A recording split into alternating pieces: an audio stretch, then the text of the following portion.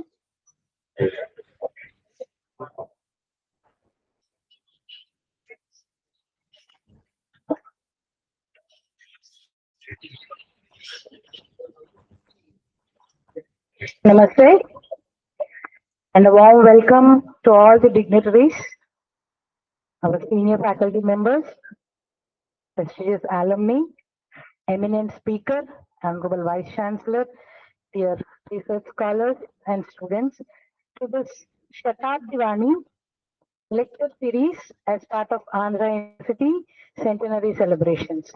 I, Professor D. Lalita Bhaskari, in the capacity of In charge Dean Outreach, I take this honor to welcome you all once again, and I request you to please join the hands to welcome the eminent speaker and our Honorable Vice Chancellor onto the dais.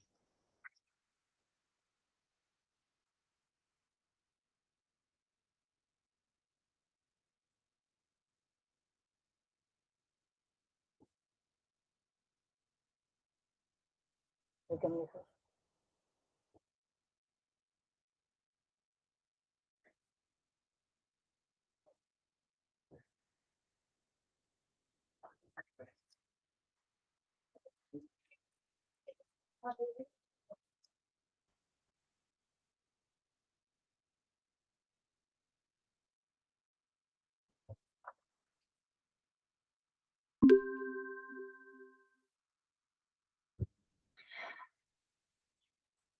So shall I proceed? As we are all aware, our magnificent Andhra University is celebrating its centenary year, and as part of centenary celebrations, our Honorable Vice Chancellor has initiated Shatabdi Vani as part of which is a lecture series. So, as part of Shatabdi Vani, here we have an eminent speaker, Professor R.V. Rajakumar, and I take this privilege to introduce this distinguished and eminent speaker, Professor Ratnam V. Rajkumar, who was born in Bachalipatnam, has received his BE degree, topping all branches of engineering in the year 1980 from Andhra University, Visakhapatnam, and MTech and PhD degrees in 1982 and 87 respectively from IIT Kharagpur, all in electronics and communication engineering. Sir, we are very proud that you are an alumnus, and it is a very apt program here to be in this amongst us. He has been serving as a professor of electronics and communication engineering at IIT Kharagpur, starting his career early as a member of the faculty in 1984. During 2015 to 22, He served as the second director of IIT Bhubaneswar and carried on establishing pursuits with the objective of creating an institution of global class standards. The endeavor was embarked upon through the creation of unparalleled standards in all fronts, including a very constructive, vibrant, and sports are for all student culture. He personally provided the master plan and architectural elements, and about 80% of the campus infrastructure, which is visible, was built under his leadership in exceptional standards, quality, clean and green, and wellness ambience. The institute was recognized with University of the Year award in 2021 for its uncompromised education in the best of standards in the country during COVID-19 pandemic too. Earlier from 2010 to 15, he served as the first Vice Chancellor of Rajiv Gandhi University of Knowledge Technologies, Hyderabad, and successfully met the challenges of building this new university into a unique model for quality education despite its unparalleled annual intake of 6,000 rural students through several unique personal innovations. Creating and implementing a unique blended education system, raising of quality faculty from across the nation, and a vibrant and responsible student culture were very exceptional innovations. The university under his stewardship has won awards for its innovative ICT-based pedagogical system. He also served as the Dean of Academic Affairs of IIT Kharagpur from 2003 to 2006, as the Chairman of the GS Sanyal School of Telecommunications, a school of excellence for research in telecommunications till 2005, and headed the Vodafone SR IIT Center of Excellence in Telecommunications from 2007 to 2010, besides other assignments. He made a perspective plan for the growth of IIT Kharagpur, but subsequent developments took place significantly as per the same, and also was responsible in bringing important academic reforms in the academics. He also served at the University of Michigan in 1988 on a visiting assignment. He has also been serving on the governing and advisory boards of several IITs, AIMS, IISCRs, NITs, IIITs, Central, and other universities. He was also instrumental in the initiation of the INDEX consortium. His areas of research interest include digital signal processing, wireless communications, detection and estimation, and VLSI design. He has published around 170 research publications in reputed international journals and conferences. He taught several courses, supervised the theses of over 160 students at different levels, and authored 3 video courses. His current research interests include green radio, cognitive radio, and MIMO detection systems. Education too is a subject of his interest, and he made very significant contributions therein, served on the boards of studies of several institutions, and contributed in curriculum design exercises. Professor Rajakumar made significant contributions to technology development through prestigious national projects, designing a sonar homing system for the first ever torpedo developed by India, designing communication systems and detection systems for DRDO, initiation of the development of cognitive radio, designing subsystems and ICs for Wi-Fi, WiMAX, etc. are a few of the many similar contributions made by him.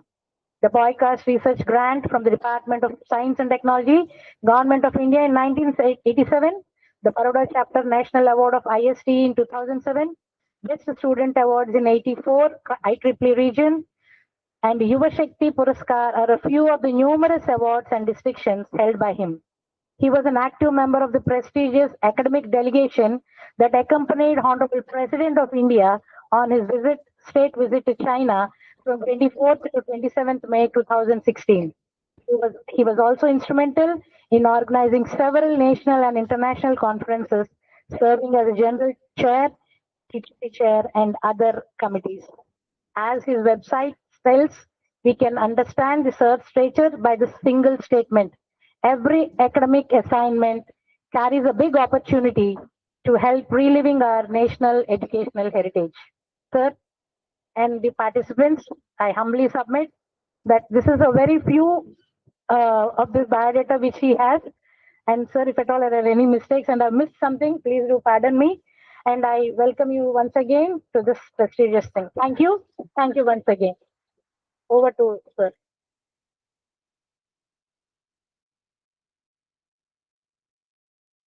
Very good afternoon. Our today's chief guest, eminent speaker of Shatabdivani series, Professor R.V. Rajkumar, our rector, principals, faculty members, research scholars, and students. I'm very happy to be here today to witness Professor Rajkumar's presence at Andhra University. It's our privilege that he is a very eminent alumni of Andhra University. So when he just texted me, he is visiting. Actually, it was at the back of my mind to organize a proper session and invite him. But when he informed me that he is visiting Vizag for his family work, I was tempted and I told him the only working day is 18th. I took a risk. Why it is a risk? Because morning we had Senate meeting. Then I know it's a weekend. So we have Monday is a holiday. So I anticipated definitely it's a challenge for me to organize a gathering. So even then I took liberty and then invited him. And that's how he has kindly accepted and we are here. So thank you very much, sir, even though you're for a family function. So let me tell, of course, well, the CV was introduced, that is fine, but I'm taking a little more time so that some more colleagues can join. So when I joined in 2000, December, IIT Kharagpur, I used to hear about the footprint of Telugu speaking community at IIT Kharagpur, but that was not vibrantly seen because when 300 faculty were there at IIT Kharagpur, maybe 80, 90 faculty were from Telugu speaking. But with 700 faculty, hardly we see 20, 30. So because of the modernization with the software boom, so those who are really going ahead with so the number reduced. So naturally, we are like a family. We used to meet. So then there is one person who is here. So we came across and then we used to interact very closely. So then we got a chance to work with him. Personally, I got a chance to work with him. There is a curriculum revision committee. Even till today, it is referred as RVR committee. So he made a significant contribution at a very, when the country is seeing rapid growth, the curriculum had to be revised. So then the institute constituted a committee under his leadership, and that's called RVR committee. So I got a chance to work with him. So as a Dean Academic Affairs of the entire IIT, he made significant contributions. So then consequently, he became the first Vice Chancellor of RGUKT. You imagine we are 100 years old. We have hardly 191 regular faculty. An institution which just started by the government. How difficult it would be to gather faculty and run the academic affairs. So he challenged the government. He convinced the government. Then he took a very first and unique initiative of a government institution visiting all the IITs for picking up faculty. So he convinced the government. He was visiting with his deans and couple of faculty to each and every IIT and conducting interviews for faculty members of bright research scholars and made immediate offers. By virtue of that, he could achieve a large number of faculty spread over all the campus of under ambit of RGUKT. You know the three campuses, I need not explain. So that's once he got the sufficient pool of faculty, and he was organizing regular interviews at Hyderabad. So again, I got a chance to uh, uh, interact. So the experts, they used to be little worried because he has a wide knowledge. So as head of the institution, he cannot resist. So naturally, he would ask questions to the candidates. So experts are, so he's expert of all. So they used to be little anxious. So that's how means his involvement at every level. And RGUKT, he had seen, he made to whatever it is today. And the kind of infrastructure that he has built at RGUKT was tremendous. I have visited Newswood campus, if not others. So then immediately he became the second director of IIT Bhubaneswar, where certainly he made a history. The kind of infrastructure that he had developed, it's amazing. He used to supervise every aspect at micro level, every aspect. A civil engineering work is going on, he used to go and see. So the placement activities he used to see closely. So again, I got a chance to visit IIT Bhubaneswar number of times during his tenure and closely seen the contributions of Professor Rajakumar. So we are very honored that an alumni of Andhra University, and maybe Madam did not mention, he's a campus boy. He's a campus boy. His father served our prestigious Andhra University as university engineer.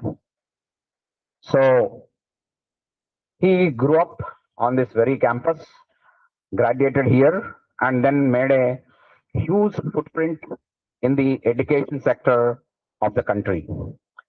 Then at personal level, we had very close interactions. We used to have weekend gatherings and all that. So the entire community respects him. In one word, they tell Professor RVR means man of perfection. So he expects that things should be very pinpointed up to the mark. So that was his commitment. And of course, with that, some people will be annoyed naturally. But even then, he continued. And after his retirement, he continued at IDKGP, and then recently he moved to Hyderabad. And we are very happy, sir. Even though we are thinking of inviting you properly as an eminent alumni, but since you are visiting, we could not resist. So thank you very much, and we are all looking forward to hear from you. And thank you once again. Thank you very much.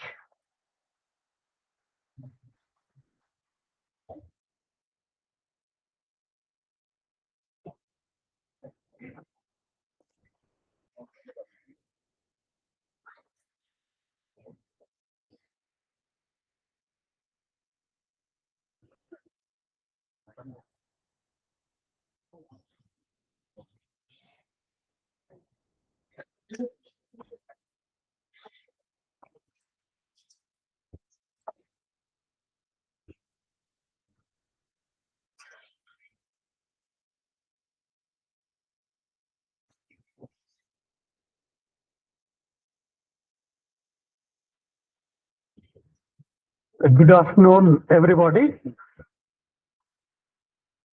Professor G.P. Rajashekar, a long-term dynamic colleague of mine at IIT Kharagpur, and now the Vice Chancellor of this great institute, which was my alma mater. So, Dr. Lalita and esteemed colleagues sitting off the dais, our faculty members, students, research scholars, and other invitees, ladies and gentlemen. It's like a homecoming for me to Visakhapatnam as well as the Andhra University. As mentioned, my father was the university engineer of this August University for a long time and instrumental in the construction and maintenance of the different infrastructure, and also was looking after the arrangements for the institute, for the university. And his job included the design of the buildings. So the university, Andhra University, has been inspiring me and my siblings all through from our childhood. We saw this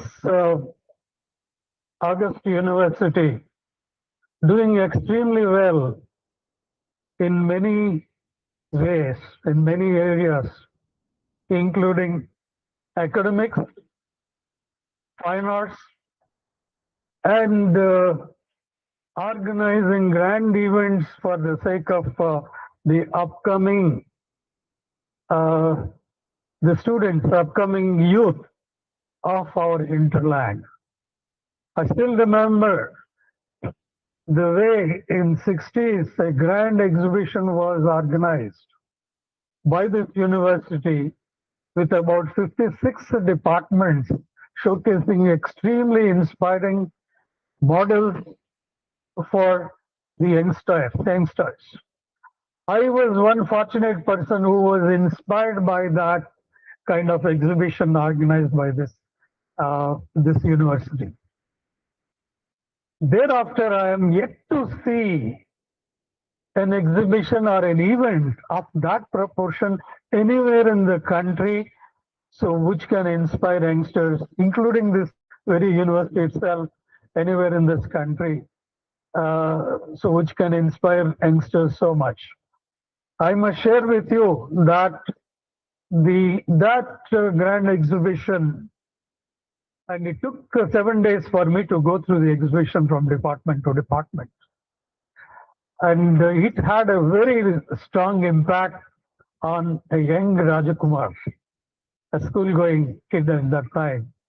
Imagine the number of such kids who got the benefit of going through the exhibition. So that was how Andhra University was organizing very responsible events to in very high standards, global standards, nothing short of global standards. As an alumnus of this institute, of this university, we look forward for the university to regain its glorious past. We have a dynamic leader, Professor G.P. Rajashekar, and given or provided with the assistance from government, I'm sure, so he can work very well and try to see to it that the university regains its past, and looking forward to that. When I was a student, the Andhra University celebrated the Golden Jubilee of the university. I witnessed the programs then. Professor M.R. Appara was the Vice Chancellor, and now the grand event of centenary is coming up. And I feel myself fortunate to take part in this centenary year celebrations. And thanks to Professor Rajashekar for inviting me to this event when I told him that I'm coming to Visakhapatnam. So on this occasion, friends, knowing very well that there are young faculty members and senior faculty members as well. And fortunately, this land gave me a great opportunity to be the founding Vice Chancellor and become instrumental in the creation of university as well as an IIT. Really, we could do certain things, and there was enormous amount of experience gained. I thought I shall share some of these experiences for the sake of posterity, and particularly since there are many young faculty members, I thought it is appropriate, and hence I'm here. And I like to share my thoughts on the experiences, the leadership challenges faced in those endeavors, the experiences gained, and the uh, the gratifying experiences I had and my colleagues had in this endeavor. And I like to highlight the leadership aspects. There is no one way of leading in a given situation. Every person can have one's own signature in leading and can make really an impact. So therefore, one can have one's own signature. While one can have one's own signature, this is one case study, one case. So therefore, please take it as a case and go through what was done in those endeavors.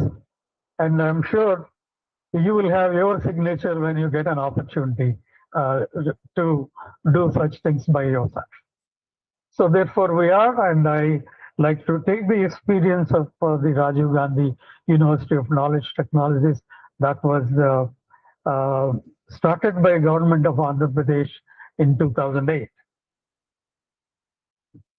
I don't know whether this is visible to the last. So in 2008, Dr. Y.S. Rajshekar Reddy was the chief minister. He envisioned to provide quality engineering education for the top 1% of the 10th class pass out of the combined state, and with 85% of the seats reserved for rural areas. That was the vision, it was his vision with which the university was started. Then he found, and then they chose Nujveed, Basra, and Idupalapaya are the three places in the three regions of the then Andhra Pradesh, and started this university. He found Professor Raj Reddy of Carnegie Mellon University as the chancellor and gave him the opportunity to define a university as per his own vision.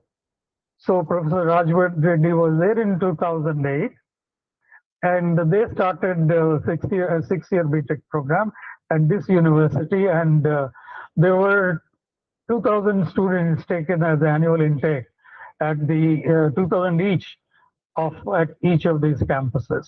So RGKT started with 6,000 students in the first batch. The university's name was not known, it didn't have any history, and but 6,000 students in the first batch, 6,000 students in the second batch, and so on. And the endeavor was to create a grand university that provides very high quality education, as high as possible, to the students, and particularly the rural students of the then Andhra Pradesh. Then everything would be provided free, including food and education to the students.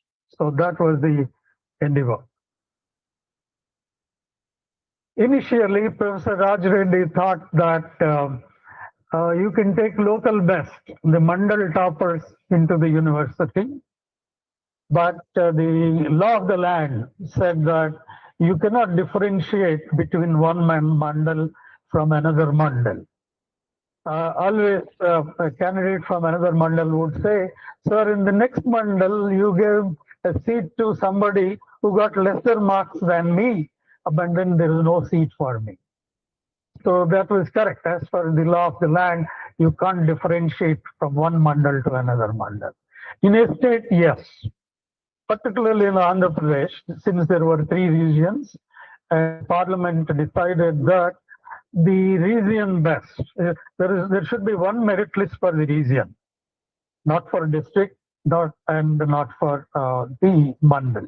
Okay, please note that when you think about an innovation, where the innovation has merits, okay, it may not be as per the law of the land. You will have this kind of problems coming up. You have to respect the law of the land. It has to be done that way. The seat allocation and admission should be taken up that way. So that has come up, but already RUKT took on this basis to 3 batches, or 2 batches rather, and the model had to be changed. My governing council advised me to change to the conventional model. But when we go for a conventional model, the very objective of providing seats for the rural Andhra Pradesh would be lost. So that's the kind of challenges on the admission front that took place at that time. So this was the difficulty, and yeah. So the grand challenge was for 6,000 students. So university should be set up for 6,000 students. You know that the new JNTU started with 100 or 120 as the intake at the beginning.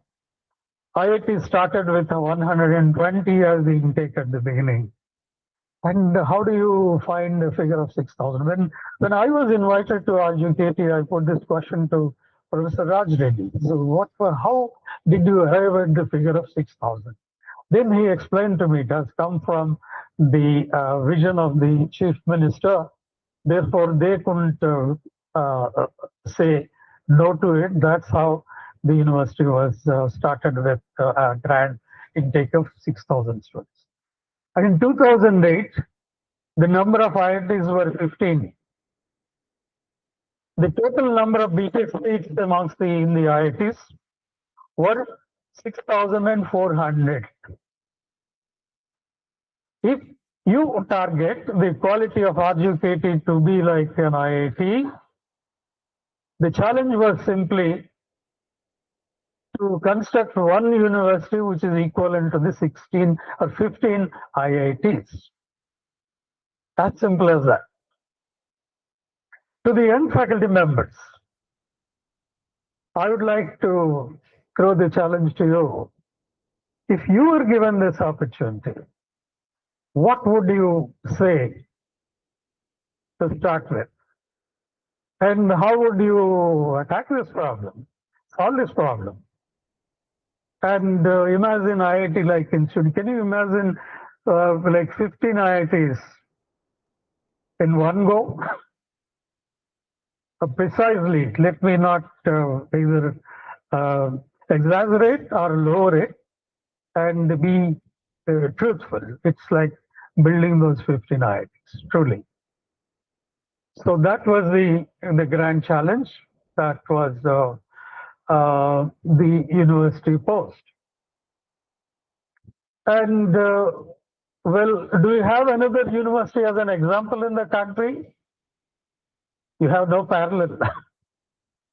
We don't know about the hundreds of years back, but after the independence, I don't think there was any university in this country which started like this, with a mammoth intake of 6,000 students, and the challenge of creating a university of very high standards. So never heard in the country. And naturally, no vice chancellor has ever faced this kind of challenge. So the question is, I would like to just pose this question about what would you do when you are offered? These are the 15 IITs total, it comes to 6,400. So that's what it is.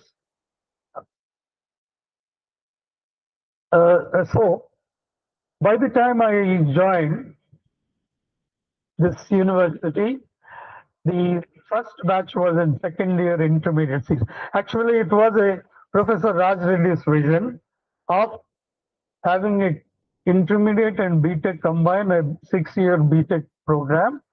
So where for the first 2 years is an intermediate equivalent or pre-university equivalent, PUC, and a 4-year BTech. It was his vision, which was very new at that time. So the within 1.5 years or 1 year, the first batch came to second year PUC, and the first batch was in first year PUC. There was zero engineering at the university, and for PUC itself, there was no laboratory. There were no laboratories. Some temporary infrastructure was built to run the PUC programs. Professor Raj Reddy thought of using learning by doing as a learning paradigm. It's not like a typical classroom teaching. The students are given some tasks. In the process of doing those tasks, solving those problems or tasks, executing those tasks, the students would learn the theory. Because some universities in this world, like University of Denmark, Aalborg, and Denmark was one university. It has similar paradigm of learning. At Carnegie Mellon University, there is a very famous School of Learning Sciences. They were experimenting with this kind of LBD, learning by doing at that time. Professor Raj Reddy brought that concept. But actually, execution is the main issue. Okay, so once the concept is given, there should be people who should be able to execute it. So there was a problem with the execution, and the students were agitating about what is this mechanism, and we are not able to hear much. You have taken the Mandal best people, and where are we going? We don't know. Kind of some agitating tone was there, and this kind of questions were there. And the university was frantically looking for a vice chancellor. Apparently, they advertised and they got applications. They could not find anyone suitable. And all of a sudden, the governing council felt that they should invite me. Thanks to them, they invited me to head this institute. I never applied to any state position so far. So nothing in particular, but it so happened that I didn't do that. But on invitation, the invitation was served to me.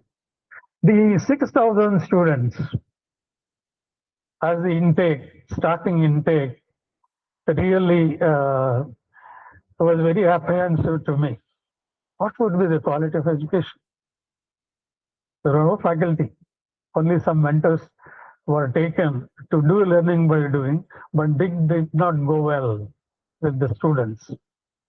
And 3 directors were found who were non-engineering professors to head the 3 locations. Only intermediate education was there, partially there. And there were some Osmania University professors, science professors, who were made to create the LBD material for the PUC program, learning by doing material for PUC program. I'm just explaining you, trying to describe you so that you understand this case very well and understand the challenges and possibly prepare yourselves to meet better challenges. That's the objective of my lecture here. So that's how it was started. So initially I said no, not interested. Then I was Professor Raj Reddy spoke to me on the behalf of the governing council, and he requested me to think twice, once again, and he said that he will call again and all that. Later on, I felt that, see, the problem is you take rural students, 6,000 of them, it was put in your hands, and what will you do with them? If you, it will be a criminal act if you don't meet the expectations. 6,000 students future or batch. So therefore, it's not easy to say yes. But subsequently, when I felt that if you take any challenge in your life, this is the kind of challenge you should take up and contribute to your motherland. The combined Andhra Pradesh was my motherland. I've been serving in a national institute ever since inception. I completed 40 plus years at IIT Kharagpur. Well, this is a kind of an opportunity to do for the Telugu states, which happened to be my now Telugu states, and it was a Telugu state and my birth state, actually. So that's how the exercise got started, and finally I accepted.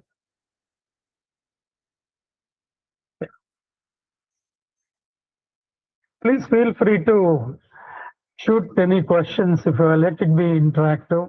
The objective is it is a kind of, please take it as a leadership case study for the sake of budding leaders. Okay, take it as that, and please feel free to shoot up a question anytime you feel like. I'll be very glad to address.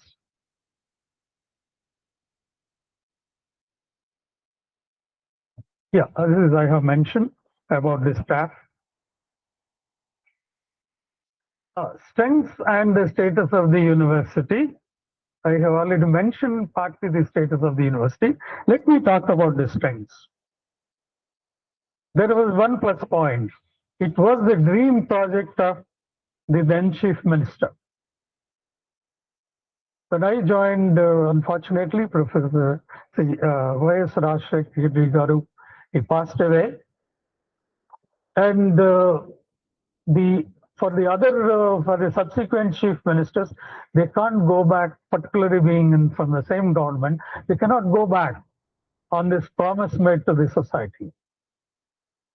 So it was, therefore, that was a blessing in disguise for me. There was a mandate, a public mandate for the university. If something goes wrong, it will be a hue and cry rise, either from my end or from the government end. Then I felt that, well, from the government end, if there is something, some slackness in funding, fund flow, well, the public will come along with me, go along with me in getting funds for it. That was a strength. The second strength was, in the name of learning by doing, ICD based. Okay, so information communication technology based education was in place for intermediate education. Therefore, for me, I can use technology to solve the scale problem. I have the biggest problem is scale problem, 6,000 students, and in rural areas and rural students. So it was easy for me to come up with my own mechanism of pedagogy and incorporate it. The ICT part was served to me in a platter. That became easy for me. These 2 points were the plus points. Everything else was a grand challenge. So please, friends, so it is the opportunities too should be looked at. So when you are given a task, and what are the plus points? Naturally, they should be looked at. And obviously, it will be a platter of challenges, of course, that you will be taking over.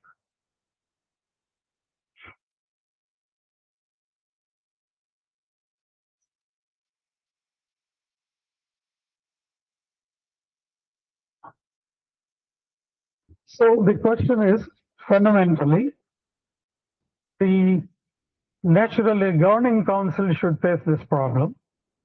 And the person, the vice chancellor, is the chief of the executing team, would face this problem. Is it feasible? First of all, is it possible? We know the scenario in the country.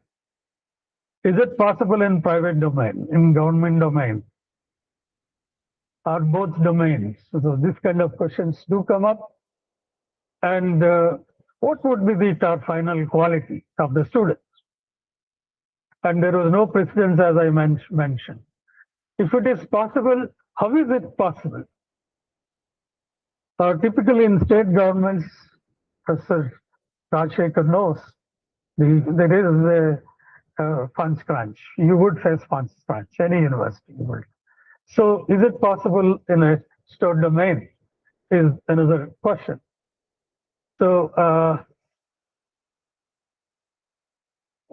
then the political issue.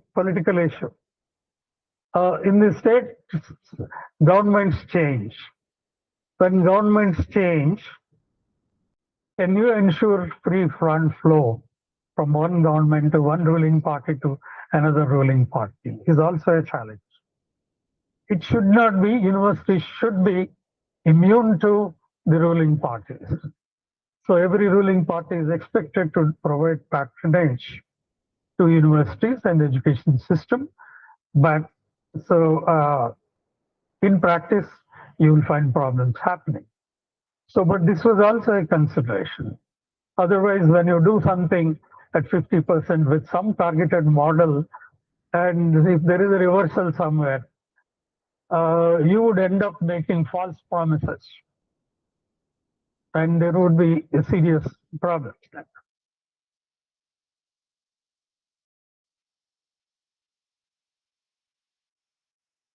So we know about the existing academic culture in the state universities. Can you make it different? Is it possible? When you try to make it different, you can be misunderstood by people. And when you are misunderstood by people, there can be agitations. There can be negative elements coming up.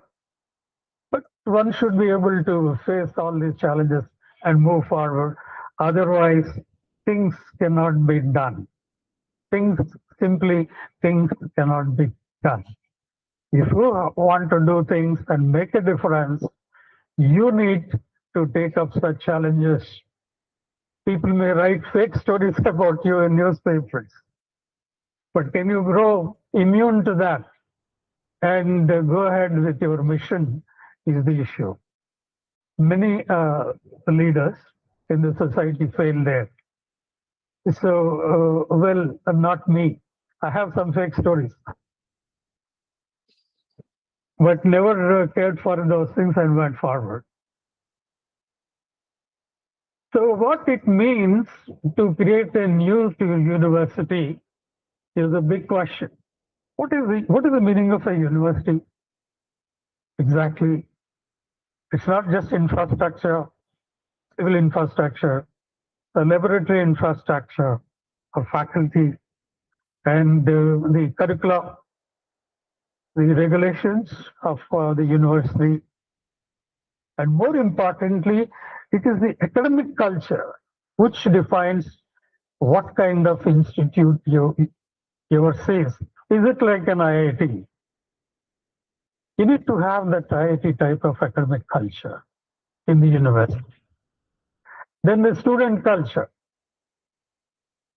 then the social culture of the university.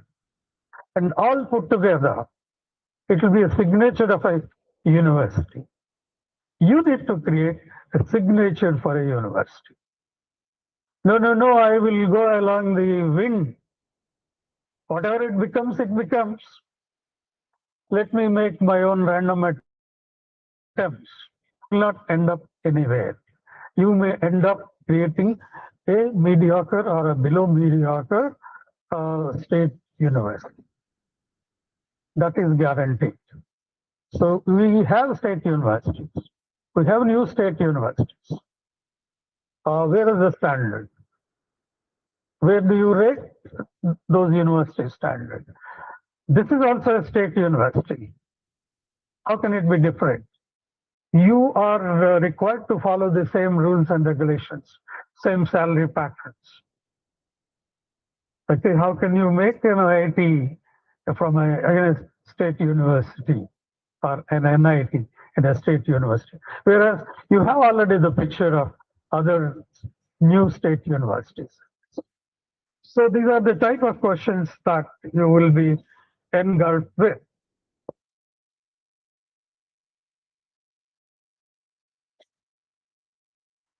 And having no senior professors, particularly engineering professors in the university, they should be created, they should be recruited. Then the only engineering professor is yourself, or the head of the institution. And most of the tasks were simply I can delegate to a professor of another university, make him a chairperson, and get an outstanding exercise done. So therefore, to a founding vice chancellor, you have to become a dean academic. You have to become a dean student welfare. So you have to create the curriculum. So this kind of challenges may come up.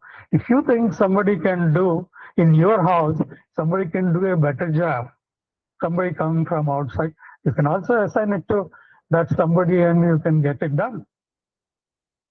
But please note that that is your house. So it is nothing but natural that you are the owner of your house and the main responsibility of creating the house lies on your own shoulders. So that's what had to be done at RUKT in when I took up this challenge. Let us look at the paradigms of leadership here. Take stock of what kind of leadership paradigms do exist. It is not limited to this, but I don't know whether you will be able to read from there. So I have difficulty in reading from here itself. So you have such challenges. Some of them are very important.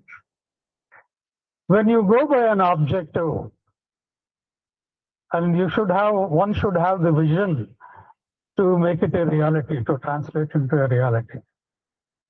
One should take it up like a mission mode, and should have the integrity or honesty to start with.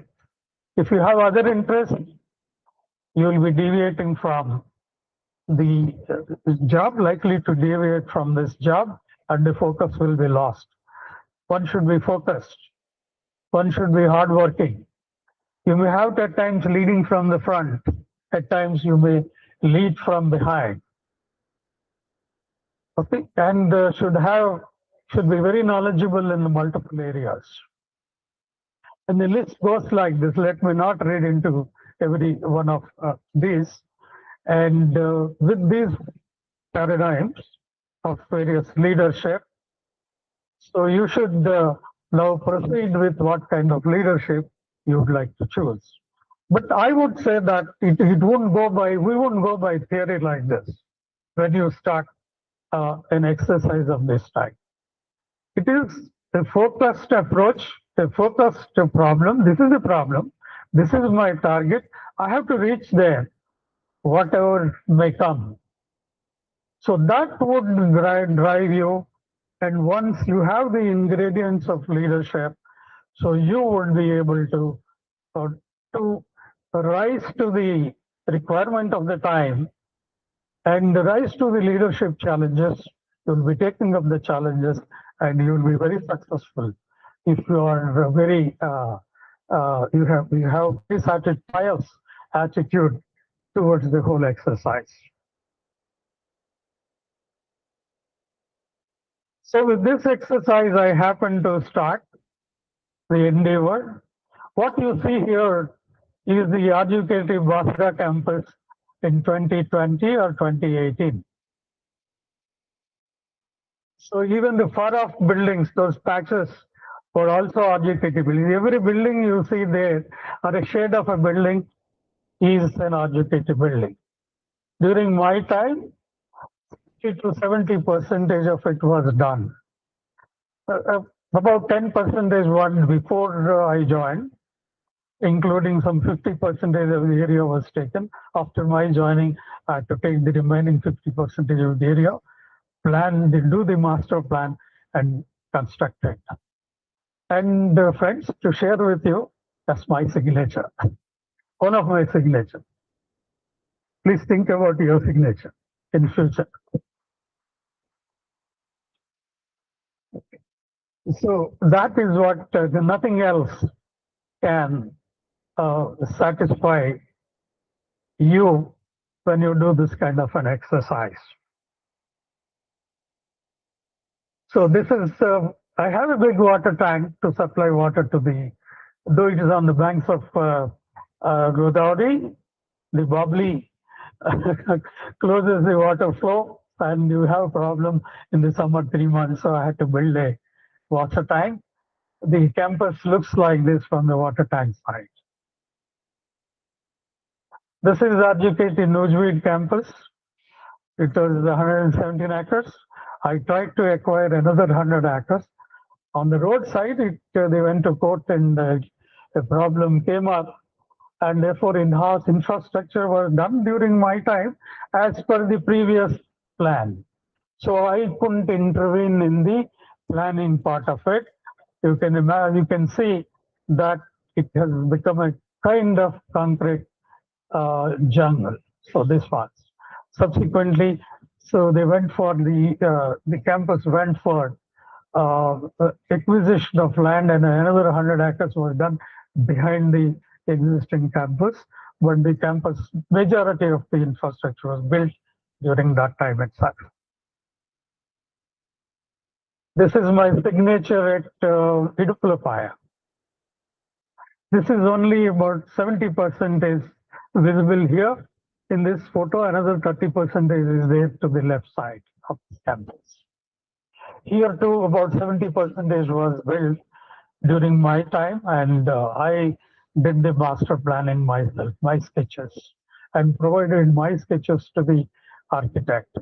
So that's how it was done. Apart from these three, our motherland so gave me the opportunity to build the IIT Bhubaneswar campus.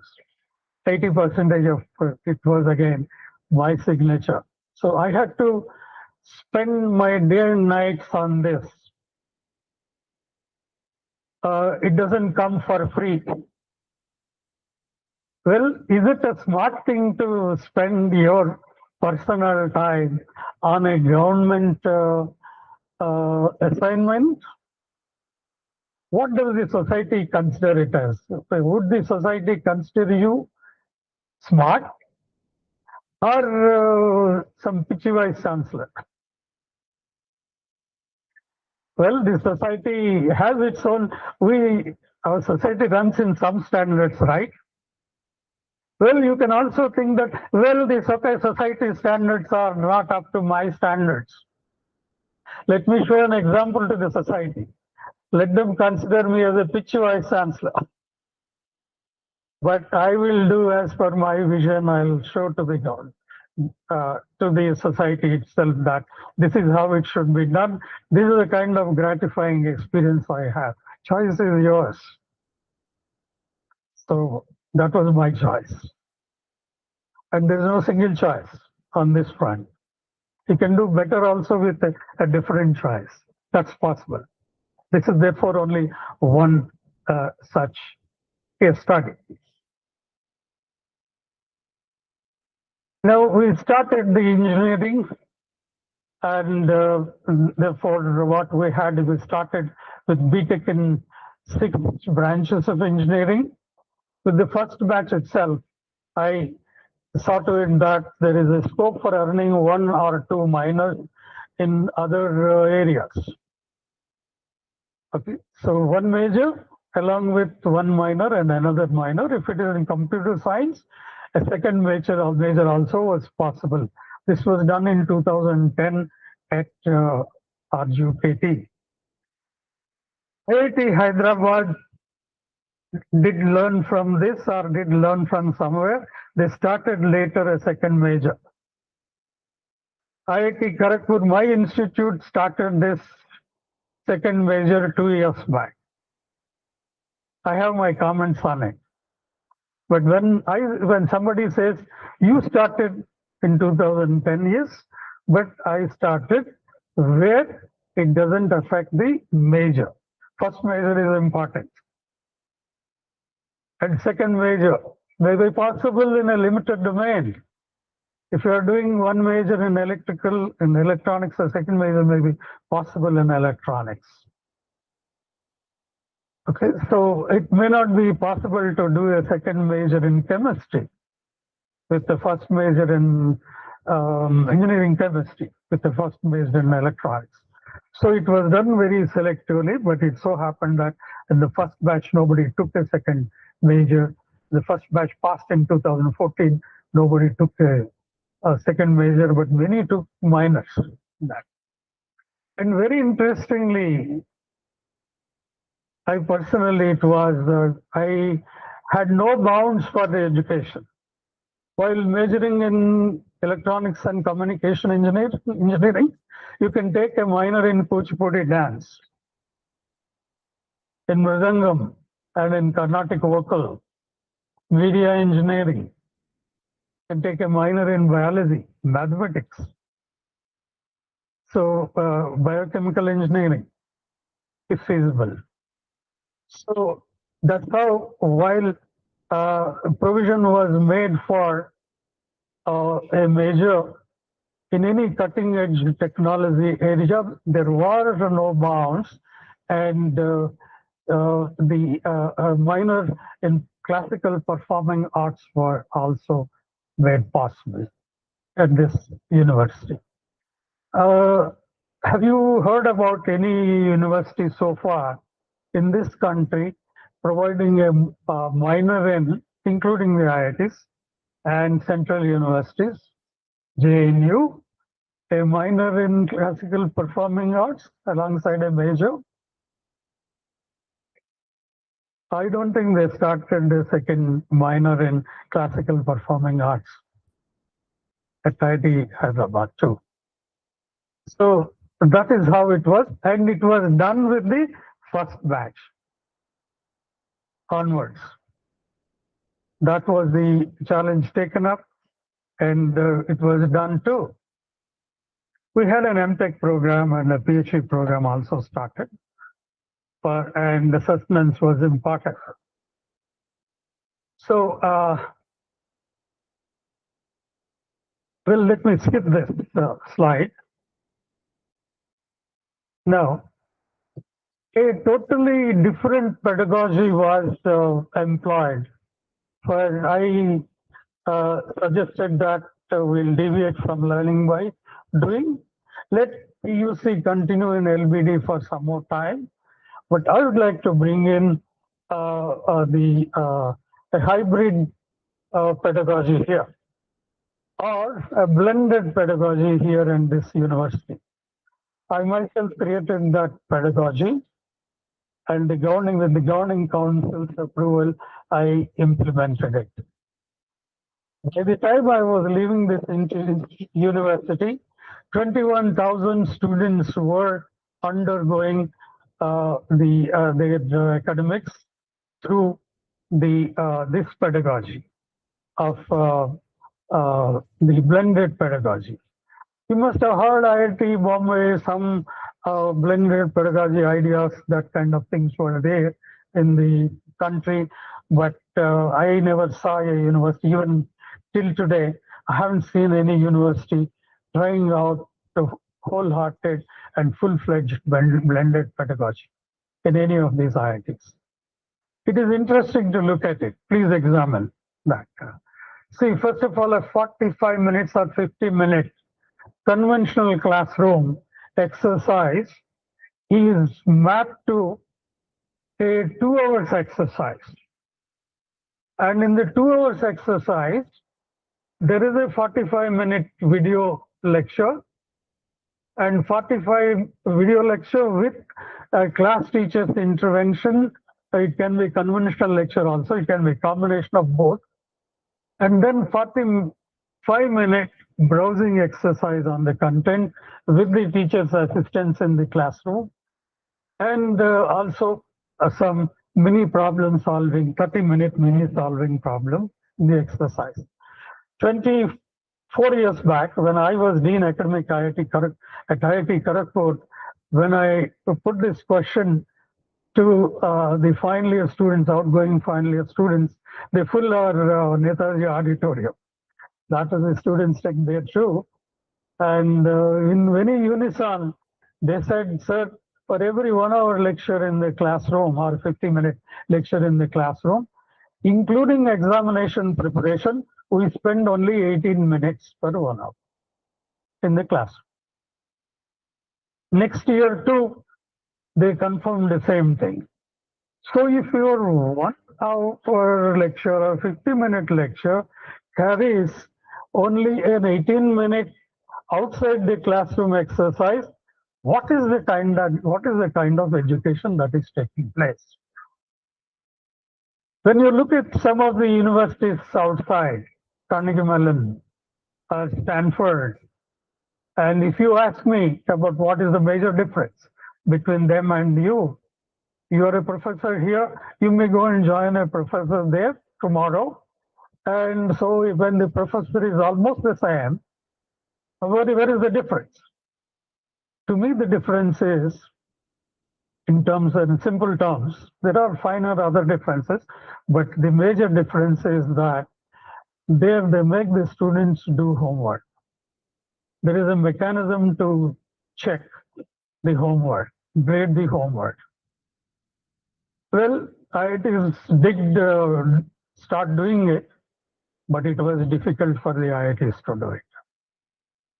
We couldn't have that class of teaching assistants who can cater to IIT BTech students' homework and perform this in that kind of standards. So my prescription was this, and I saw to it that the number of classroom contact, including all of this, doesn't exceed 45 to 50 hours per week. That was ensured. But that 50 works of hard work was ensured in the classroom. And for the video lecture part, I could bring the best of video lectures in the country. And that was played into the classrooms of RUKT, and the rural students of Andhra Pradesh were Ekalavya Sishyas of those teachers through these video lectures.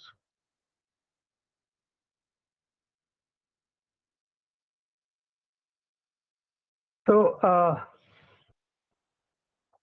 we had an ERP developed in-house to handle the whole thing, including the academics part of it, and even tests. Tests were a combination of computer-based tests as well as conventional tests. There were other finer aspects as well.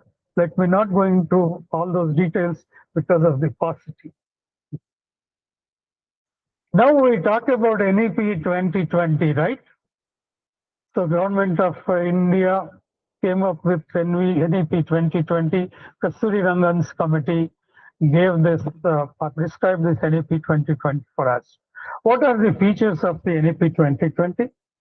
So the features which are relevant for higher education system are the follows: multidisciplinary education, importance to national and local culture and languages, importance to national heritage, internship for exposure to industry, importance to human values, life skills, flexibility and multiple exits and entries, vocational training. Friends, this NEP 2020 was, as the name itself indicates, it came up in 2020. Because the thinking was the same. What is the thinking? What is the fundamental basis to do the enhancement of our education system, to include all the values of education, true values of education. Therefore, even ahead of NEP 2020, I could do it in 2010, all of these things. Multidisciplinary, including arts and high technology together. Heritage. There are many courses which are the humanities breadth courses were related to heritage. including Sanskrit language. Some people earned minor in Telugu language in 2014 ahead of NAP 2020. I don't think there is any other university so far and IIT so far which has granted a minor in any other regional language so far. It is yet to come. I have seen since 2020, I have seen a lot of confusion amongst the institute at the national level. Then the 2-month internship, of course, it was common at IIT Kharagpur, practiced for long, and we did it at RGKT. I had to create 6,000 internship opportunities for the first batch of students. When they were in their 3rd year, how to create 6,000 internship opportunities? You take the challenge. So that was the challenge. But it was done successfully. And internships were done in very high standards. IITs were a no match as far as the internships are concerned. Internship quality was concerned with RGKT, including internship abroad. There were so many of my own students who went abroad to do their internships in top departments across the globe, but not in those standards on the average. They may be individuals, but not on the average like at RGKT. I go on record in making the statement. And human values and life skills were also incorporated. A typical classroom was like this.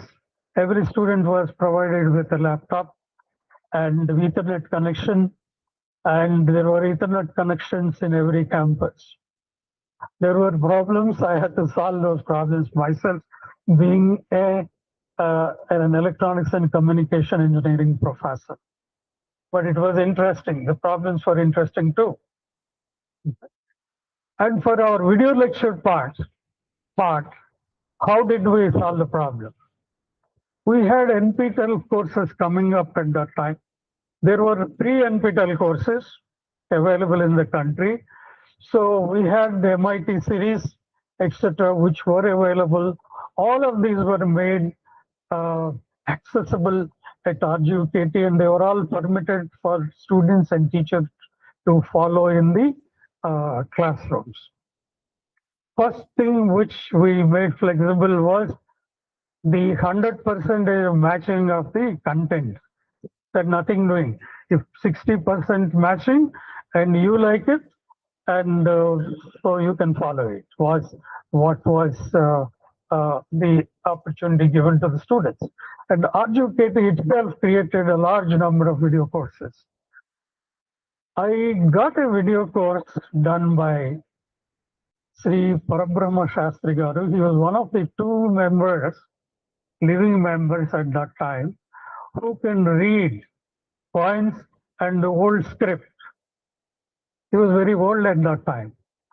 When I requested him to create some video lectures on that course, he made 18 class video lectures on that. And that was also offered as a part of an elective. So that was the kind of boundless education that was incorporated in technical education. I'm talking about technical education system.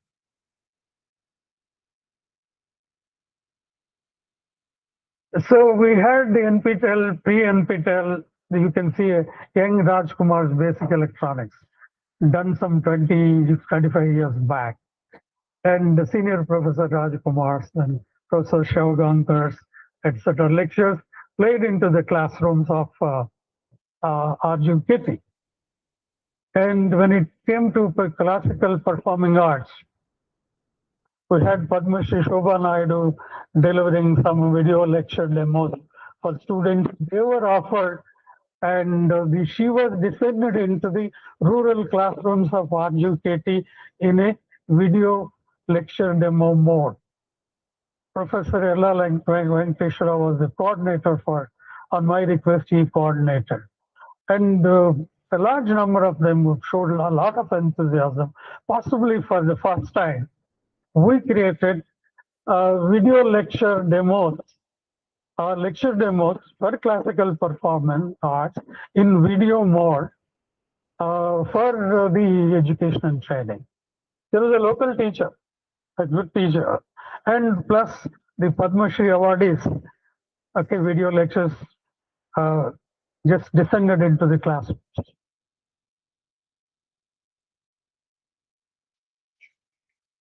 Now, and this is E2 engineering second year example. And when I was giving a leadership talk in one of the IITs, then somebody from the floor said, "Sir, in this third year itself, your electronic students have the video lectures from 3 or 4 of the future directors of an IIT. When the video lectures were introduced, they were not directors. Later on, they became directors. So that's the kind of people whose video lectures were offered in the lecture halls of the RUKT.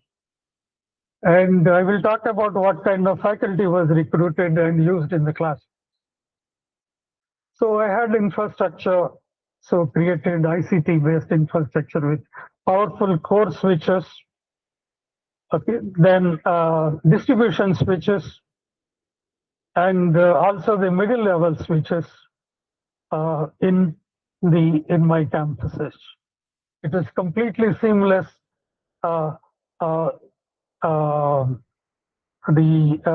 Seamless way the lectures were made possible in classrooms. And I showed you one semi classroom. I had 450 such classrooms at RGP, 150 each at each of these campuses. More than 150 actually. So 450 to 500 lecture classes. We built actual classrooms, not virtual classrooms, in every campus. This is one example of electrical technology laboratory. Andhra University too has a grand electrical technology lab. I got trained in that laboratory and hope the equipment is working in the same standards even now. Andhra University did have. So similarly, metallurgy, I have scanning electron microscopes of high standards. We made a promise to the students that yours is the first batch is not going to be an experimental batch. You will have an opportunity to do an experiment on the scanning electronic microscope, XRD machines, servo hydraulic machines. NITs were not equipped with these laboratories, but we could do it at RGCT and done at extremely reasonable prices. One senior professor of IIT Kharagpur, Professor Nori Prakash Rao, he willfully, very gladly said, I would be happy to be a party of this university. Otherwise, I'll miss this opportunity. Can I work in your free university? I was so delighted. When I was the senior assistant professor at IIT Kharagpur, he was the deputy director of IIT Kharagpur. So with that kind of senior professor, when he said, in his late 70s, give me an opportunity, I want to work with you and assist you. So he used to do the first level of negotiations with the company. At final stage, he used to bring them with me. And we have the usual, the sales kind of strategies. I'll buy 2 for 2 campuses. You give me the third one free for my third campus. Buy 2, get the third one free. We bought scanning electron microscopes as per that kind of strategy at RGP, not garments in a shopping mall. So that's how we built, thanks to Professor N.P. Rao. He used to do the first level negotiation, etc. Who can complain saying that when you have done this kind of negotiation, Would anybody have guts to say, you have not followed that rule of CVC or that guideline of CVC? But we do have such people who can also question this, okay, without any hesitation. But we never cared for that kind of thing. When anybody who looks at the prices and the listed price, etc., can very easily understand the fellow doesn't have sense to point out this as a CVC guideline followed kind of thing. They used to say, so how come after L1 you should not bargain? When I bargain and the bargain was successful after L1, how can somebody says you have done this with a wrong attitude? People at higher levels understand, but some of these people who like to only follow rule book but do all kinds of mischief, they may find at the most fault. We had never no problem at all, but Professor N.P. Rao's stature and my stature, and we did such outstanding exercise. Never heard of this kind of purchases made for this university, and better than NIT facilities at these universities, and made use of for BTech courses. These are all part of the case study. These are all the leadership cases. Therefore, I'm taking little time in mentioning these. I will try to quickly wrap up. Okay. Now the big question is, like, I think Dr. Rajshekhar mentioned his own experience of finding faculty for RGPT. He was one who helped me in the selection committees, and even subsequently at IIT Bhubaneswar too, he helped me. So, what I felt is, for typically JNTUs and new NITs, how do they start? They take ad hoc faculty or contract faculty and go ahead, and with not so good salaries. How would you get outstanding faculty with those standards? I never want to do the same thing. If I had to do that, I should better not take up the vice chancellorship. I went to IITs for campus recruitment. There were so many questions. The university's name was never heard. And there was no history. Nobody knows where the university will end up. Will you get the IIT students, bright PG students, bright PhDs?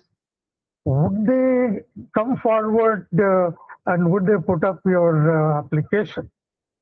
It was a big question. I myself was not very sure. On the 8th day of my joining at RGKT, I was sitting at IIT Kharagpur doing campus selections. Some 8 to 10 selection committees were organized. I was chairing all of them. And on war footing, I was delighted when I got 150 applications, and all brilliant people. And of the applicants, we had a cutoff of 8 CGPA, and my success rate was only 1/3 of that for RGPT. And there were no bounds, whether you are from UP, Bihar, or Andhra Pradesh, you are welcome to join my university.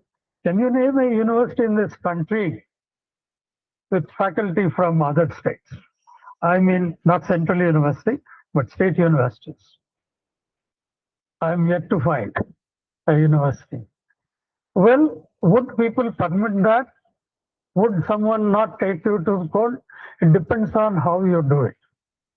When you do it and do something which was never heard of, it is hard for somebody to point a finger at you. Somebody who has no conscience only may throw a finger at you. Okay? So that was the boldness and courage I had and my team had. We went ahead, and by the end of it, but the total, I selected 1,050 faculty from the IITs. Only 70% were coming and reporting at the campuses because they have many opportunities. And that too, I used to go in the first batch of campus recruitment. Then the placement officer used to say, sir, your salary is this much. And our salaries are half crore, 1 crore, CTC. How can we give you the same slot, the first slot to your university? Then I used to say rural students, government, and all of that. We managed, thanks to all the placement cells of all the senior IITs, they permitted, we got brilliant students, and I was selecting only from the first lot of the the campus batches for recruitments. So it has that kind of faculty has no parallel in the whole country. Selections, like people would question, where is your the roster? It was hard when you go for campus the next day, night to night. So you go to another campus because the first batch placement period is only 2 weeks. You have to cover all the senior IITs, 2 to 3 weeks maximum. Otherwise, you will miss them. There is no point in going for subsequent batches of for placements. That was a kind of challenge. So this is how the story went on.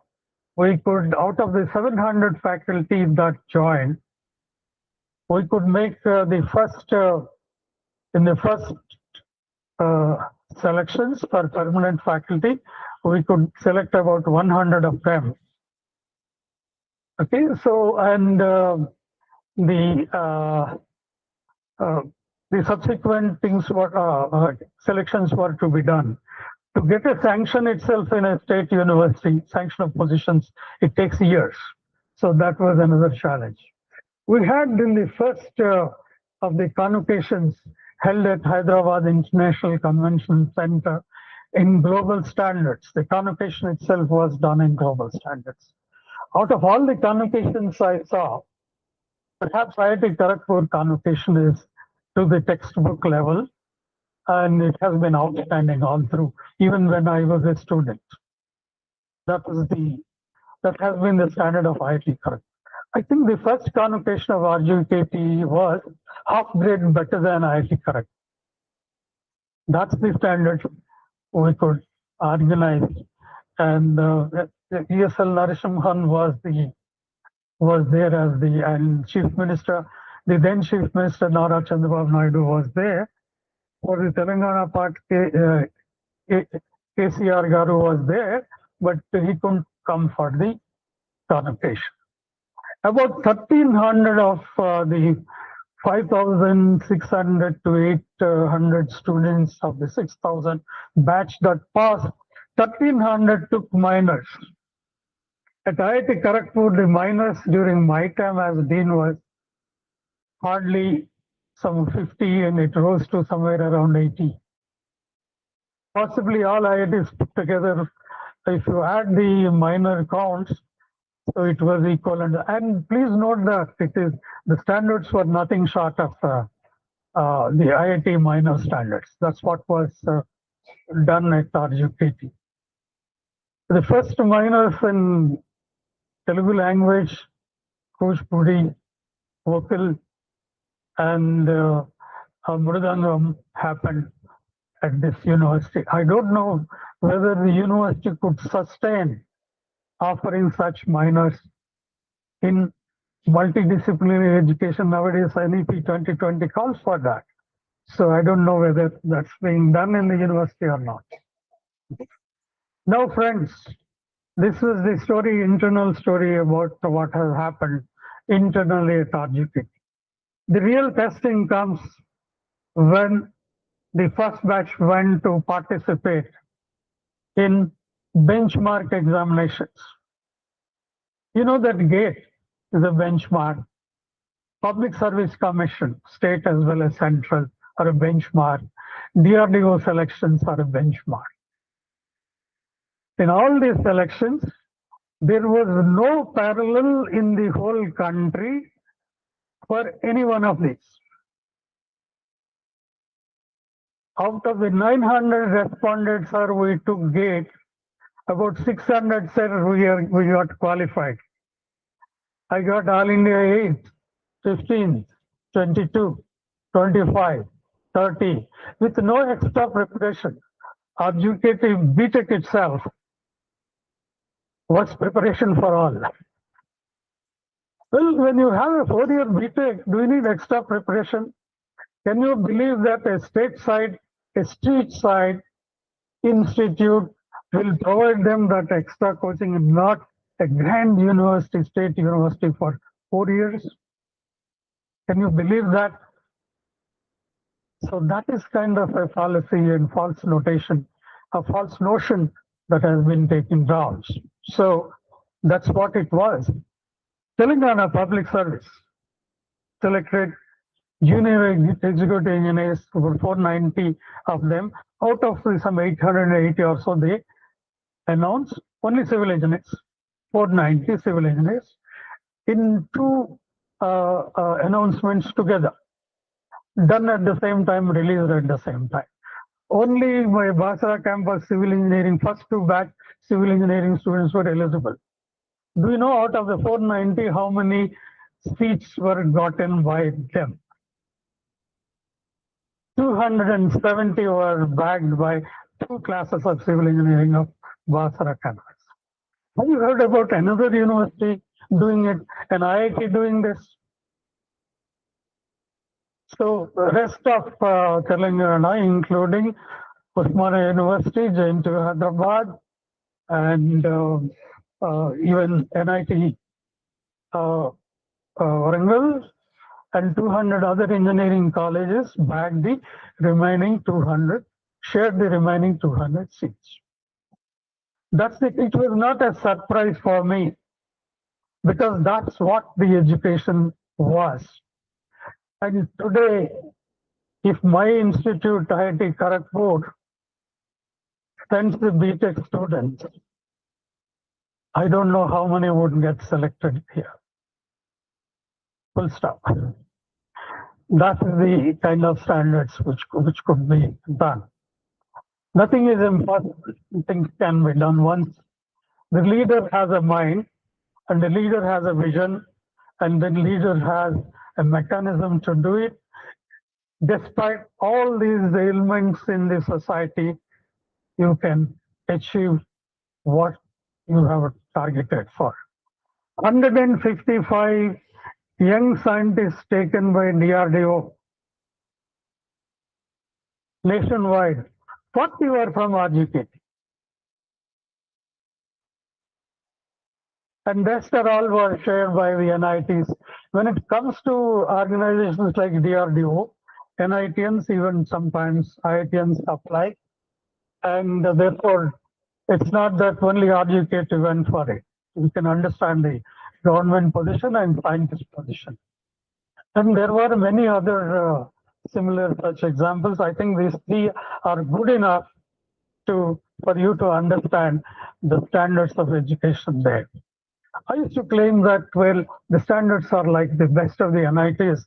But today, when I look back at the IITs, maybe it was better than the IIT standards as far as the education was concerned.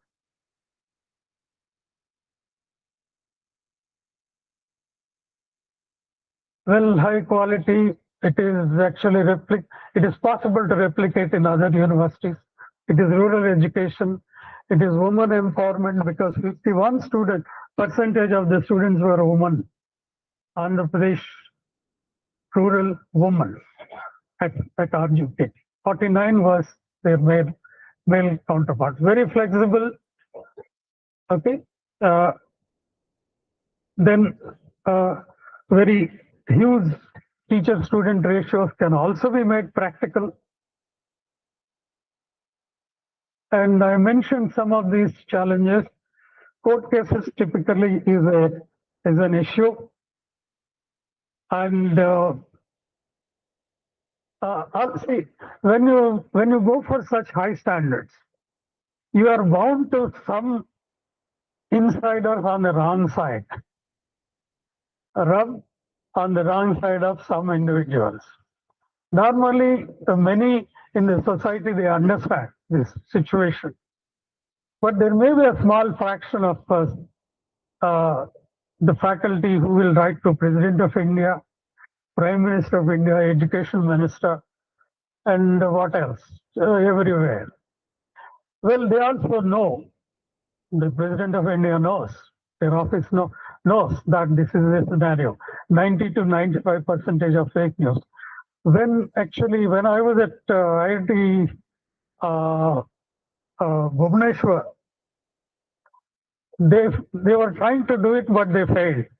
When I enforce something like accountability, I had 0 drugs, 0 suicides in my 7 years at IIT Bhubaneswar.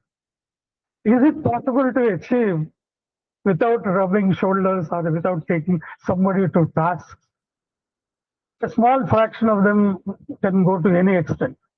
So they couldn't do anything during my time because newspapers know about it. At the time of my leaving, they found a 3rd grade newspaper and its chela, so its associate. They got a fake news published that government terminated me. Okay, so I didn't bother about it. That was a fake news. Okay, so I have completed my term of 5 years. I completed 2 years extra. Taking as a director on extension, I was not able to do faculty selection as per CEC guidelines. Therefore, when the ministry said in discussion with me, also then we thought a regular director will be made as a director of this institute and he will do the selections. I said time is enough for me. Somebody published that kind of a news, but that didn't deter me. Okay, so I could do my things. Even here too, the faculty selections I did was some vested interest were trying to take me to court, create a problem. I think because in some of the states, I heard that the faculty position cost 35 lakhs of rupees at that time. Well, somebody may consider that this with the 0, these faculty positions are walking away. Well, when somebody takes it like this, one can go to any extent. Public had full faith in my selection. Nobody took me to the court. The Deputy Chief Minister wanted the Education Department to examine my selections. And okay, so chief of the Education Department wants, things would come that way. There was a 3 Vice Chancellor committee. They commented about a couple of clerical mistakes done by my registrar, joint registrar and assistant registrar. They were all from Osmania University and Central University. Still, they made some clerical mistakes. In my list and the order, everybody 100% IITian, brilliant IITians. Okay, so they couldn't find any fault with me. They only talked about those small few clerical mistakes. And the governing council were overnight changed. Governing council took a decision to cancel the post facto. The court, the candidates went to the court. The kind of statements the court made on those committee reports, it's like, the people should, I don't know where they should hide their face. There's no motivation attached, no complaint letter attached. How this governing council can cancel this? If there are a couple of clerical mistakes, actually the problem is, for the selections, there was absolutely no mistake. In fitting the table, so fitting the table is important. So the staff, they did it. I can't do it to everything. taking the whole responsibility there, they made a couple of mistakes, only at two places. So they said, well, if you have mistakes at two places, you correct them. What made you do like this? Okay, and then the three vice chancellor committee report were also taken to task. Governing council decision was taken to task. The university had to take all the candidates as it is. And after 10 years, the university could not select even a single permanent faculty after that. 6 campuses in the 2 states are running because of those 100 faculty members. Many of them remaining people not finding any light behind the tunnel left RUKT. So that was the following story after I left RUKT after completion of my term. I must acknowledge the great support I got from a very eminent governing council of RUKT. There were people like Dr. Balakrishnan, Professor Kota Harinarayana, also Professor Damodar Acharya of IIT Kharagpur, and he was also the chairperson of the AICTE, and Professor Raj Reddy himself, and Professor K.C. Reddy, and I got tremendous support from them. There was not even one decision which they said, don't do it. When I said I will build best of the laboratory, they all wholeheartedly gave me the support. As I mentioned during, I don't know whether I mentioned or not, during Kiran Kumar Reddy's time as chief minister, the budget was 600 crores that year. They kept 450 crores, the first 3 quarters money in my hands, while the other senior universities in the state were getting funds to the tune of 70, 80 crores. That was the kind of budget. So therefore, I could build campuses of that type at 3 places, and it was a very grand beginning. I found some reports saying the reporters asking the vice chancellors, current vice chancellor, when would RUKT achieve the past glory? When you question about what is that past glory, this was a past glory, actually.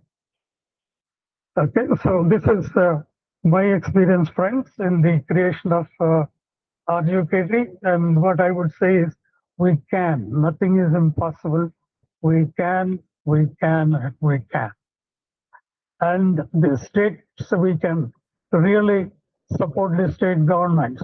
When 270 civil engineers could be contributed from 2 classes of civil engineering to a state, it is a huge wealth. It's a huge support from the university, human resources from the university that could be created.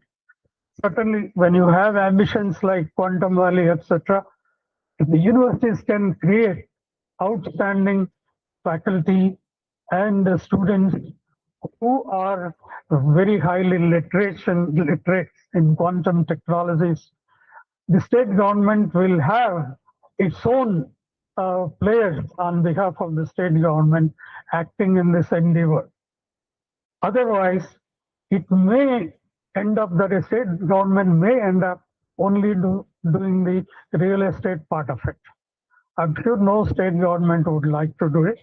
Therefore, any forward-looking state government should provide this kind of support to the universities, and the universities are the places where you create your future. So that's what I thought, friends, I will share with you, and I'll end my talk there.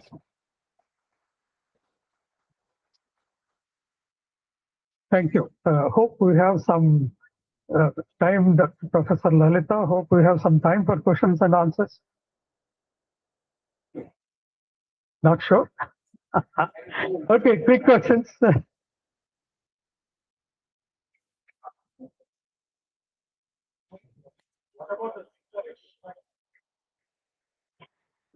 Actually, basic sciences, as you know, in the country, SCRs were instituted other than IISc Bangalore and the central universities, other central universities, and JNU for arts. We have IISERs started in this country for this purpose. And certainly the grand Andhra University, Sri Venkateswara University have been creating outstanding human resources in sciences area. At RGKT, it was purely technical. However, minor in sciences was made part of it, part of the university. They earn minors. Some people earn minor in mathematics, chemistry, some in physics, and that's how that's how it happened. Certainly, a state government thinks they can also start an educative kind of institution for sciences as well. Certainly, yes.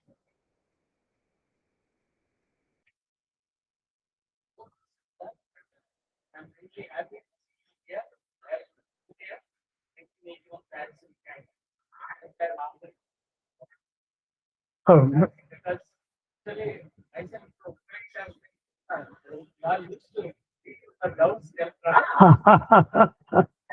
so, yeah,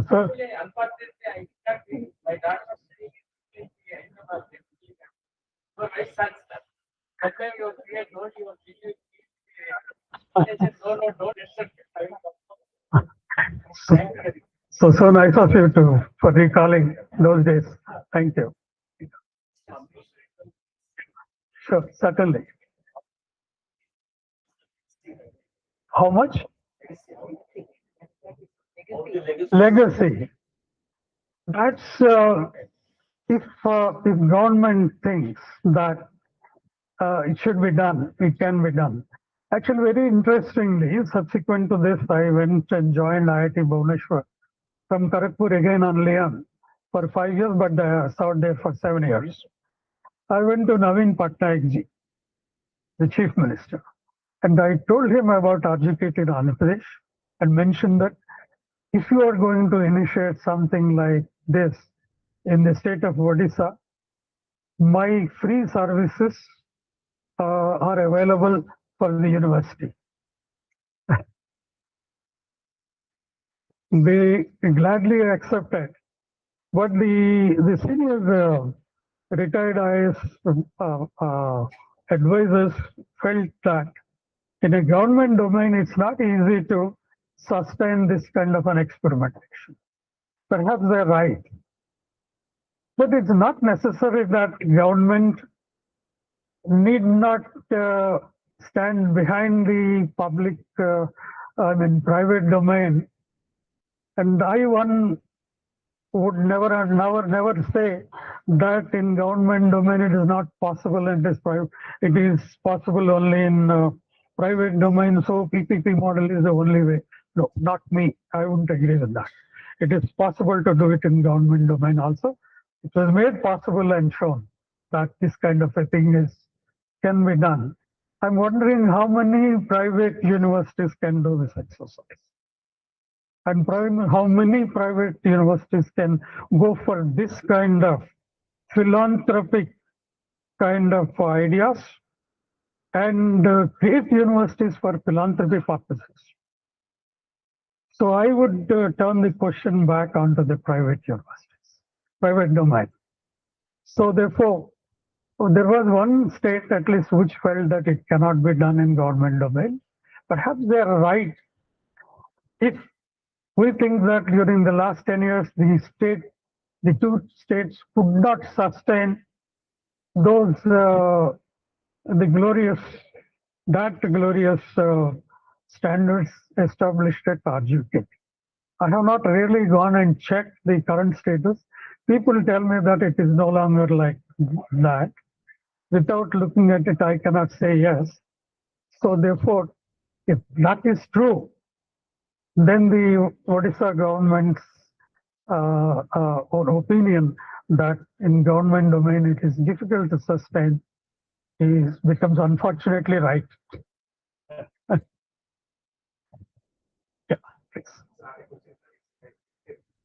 please.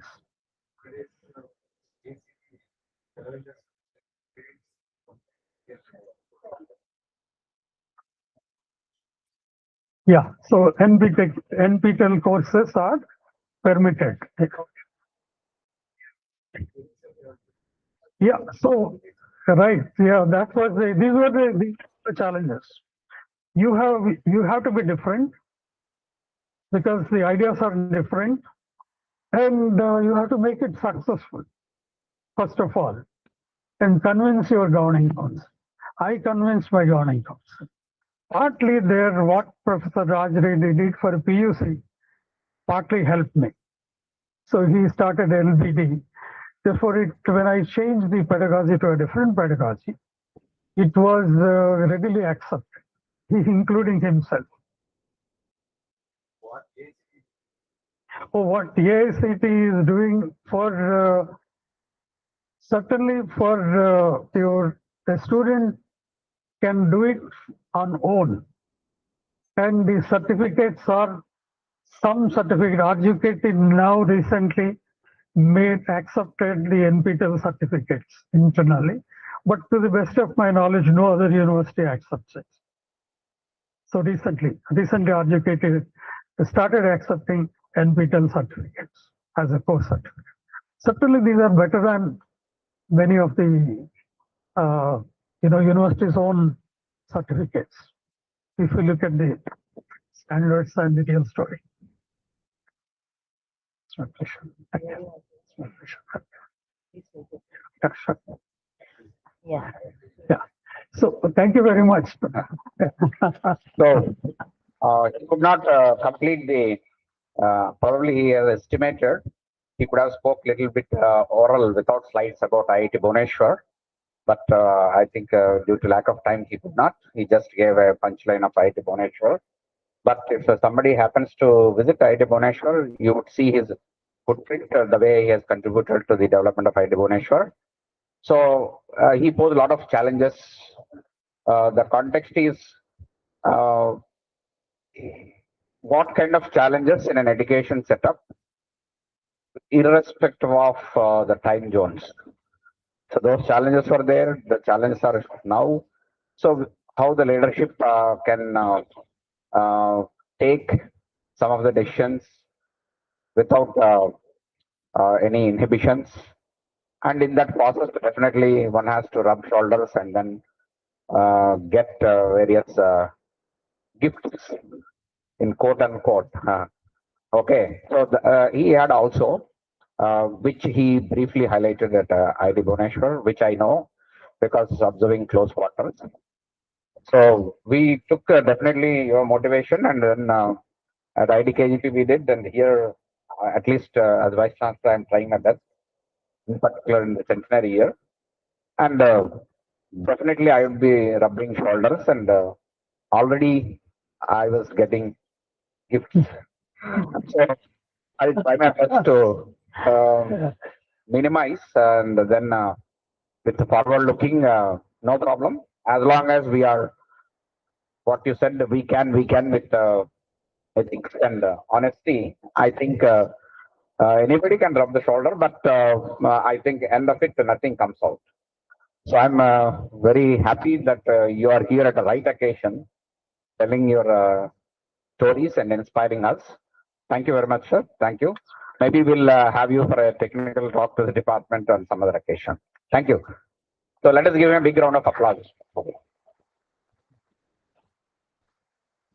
Now I request our respective rector, Professor King, and all the respective principals, Professor Shashibhushan Rao Garu, Professor Sita Manikyam, and Professor Padmashri Garu, to join the dais to felicitate our eminent speaker.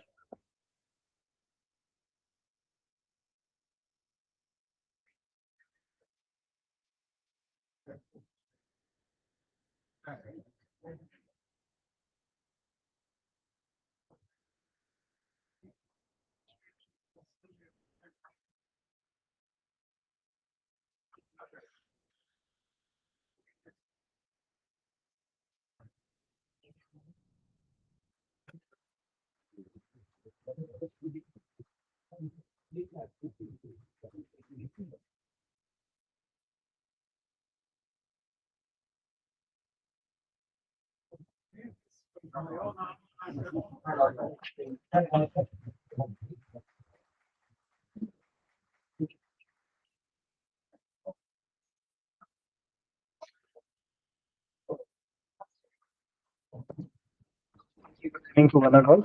Um, at the outset, from the Dean Outreach Office, I would like to thank the eminent speaker of the day, Professor R.V. Rajkumar, sir, for gracing this occasion and being with us at this point of time. I want to thank the Chief Patron, Professor G.P. Rajshekar, sir, and thank you, sir, for helping us to take away nothing is impossible, nothing is too hard. We can, we can, we can. Thank you so much.